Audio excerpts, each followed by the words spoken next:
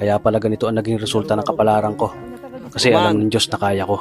Sa edad kong to, napagod na akong magmadali. Kaya lahat ng ginagawa ko ngayon, ini-enjoy ko na lang. Siguro sa dami na rin ng aking pinagdaanan, napagtanto ko na ang buhay ay mas malawak at mas mahiwaga pa sa mga problemang dumarating sa buhay natin. Tumatanda na tayo, baka sa kakahabol natin sa masagana at maayos na buhay, ay hindi na natin nai-enjoy ang buhay. Baka nabubuhay na lang tayo dahil nape-pressure tayo sa sasabihin ng ibang tao. Marami na rin akong mga naging maling desisyon sa buhay, pero lahat yun nagsilbing aral sa akin. At natuto ako sa mga pagkakamali ko. May mga taong sobra nating mamahalin at bibigyan ng halaga. Pero ibabalik lang sa atin ay kabiguan at matinding trauma.